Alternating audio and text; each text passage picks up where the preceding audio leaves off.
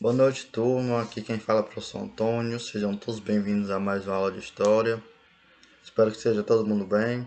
E a gente vai dar continuidade às nossas atividades. Bom, a aula de hoje basicamente é a correção da atividade anterior, né?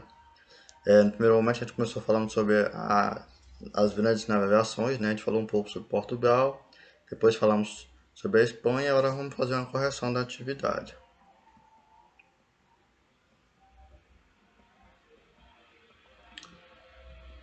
Todo esse material foi apresentado na aula anterior.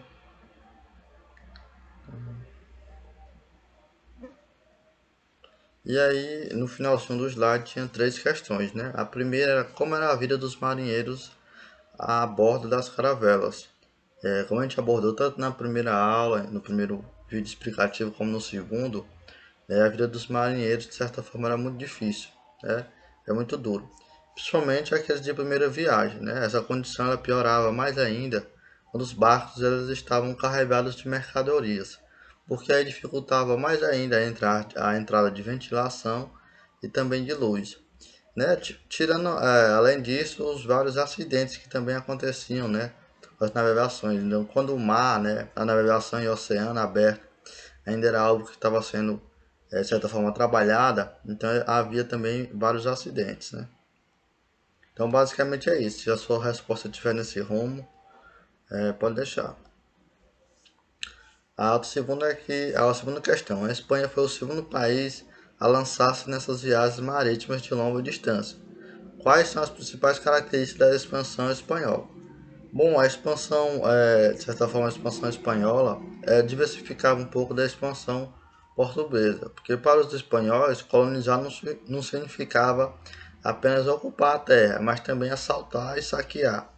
E depois seguir adiante, então eles chegavam no local, eles, basicamente assaltavam tudo que tinham e partiam para mais adiante. Isso vai ser interessante a gente notar quando a gente for falar futuramente do processo de colonização da América, né? E a gente vai falar um pouco disso, você vai ver mais como é que foi esse processo de colonização dos espanhóis na América do Norte, no território onde hoje se encontra o México. Bom, a outra questão é sobre o Tratado de Tordesilhas. Como eu falei, né, com o avançar desses dois países, tanto a Espanha como Portugal, começou a criar-se uma certa rivalidade entre esses dois países, que foram os pioneiros na navegação.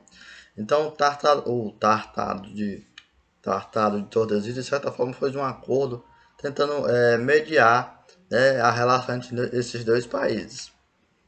A primeira questão, por que o Tratado de Tordesilhas, o Tratado de 1493 foi substituído pelo de Tordesilhas de 1494? Bom, como eu falei, no primeiro momento, né, assinaram-se um tratado mediado pelo Papa Alexandre, que era de descendência espanhola. Nesse tratado, né, as áreas a 100 léguas, né, da ilha de Cabo Verde, né, a partir daquele local, pertenciam a Portugal. No entanto, Portugal acabou achando que esse tratado, de certa forma, desfavorecia, era desfavorável seus interesses, né? Então, esse tratado foi substituído pelo Tratado de Tordesilhas de 1494. Bom, principalmente porque os portugueses buscavam afastar os espanhóis da costa africana e reservar um amplo espaço no Oceano Atlântico para manobrar marítimas necessárias para atingir o Oriente. Deixa eu retomar um pouquinho no slide. Bom, o primeiro tratado de 1493 foi esse, foi mediado pelo Papa Alexandre. Já o segundo, que é o Tratado de Tordesilhas, estabelecia um limite mais amplo. Então, de certa forma, Portugal ele garantia, né, o litoral africano e afastava os portugueses. Mas eu também acredito que, diante desse contexto, Portugal já tinha uma percepção que existiria também terras, né, ao sul, como foi descoberto possivelmente um novo continente. Portugal também tinha expectativa que talvez existisse terras ao sul daquela região e buscando também de certa forma garantir futuras possessões nesse local. Aí vem a B. De acordo com o Tratado de Tordesilhas, como se decorreu a divisão das terras entre Portugal e Espanha? Bom, de acordo com o Tratado de Tordesilhas, né, existiria uma linha Deixa eu só dar uma coisinha.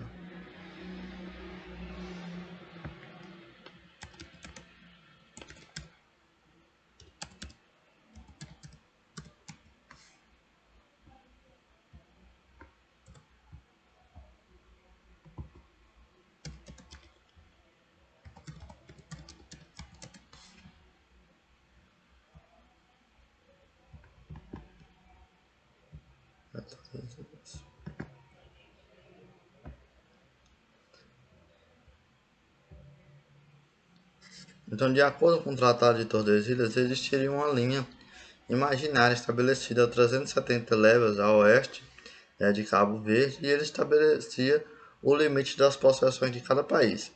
As terras a oeste dessa linha pertenceriam à Espanha e as terras ao leste dessa linha pertenceriam a Portugal.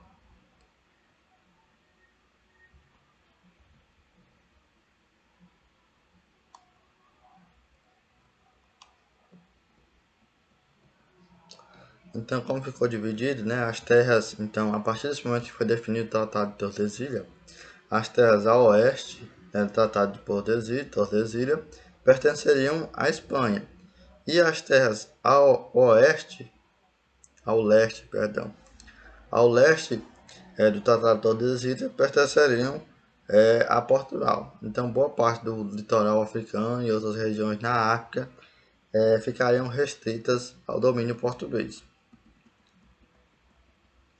Então, basicamente, a aula de hoje é isso, né? É realizar essa correção da atividade. No entanto, também existem muitos alunos que estão com a atividade atrasada. É bom a gente lembrar de colocar as atividades em dias, né? É fundamental, né, essa atividade que ela é entregue antes da correção, a nota diferenciada daquela nota que é entregue depois da correção. Basicamente a aula de hoje era isso. Na próxima aula a gente vai abordar os povos que viviam na América.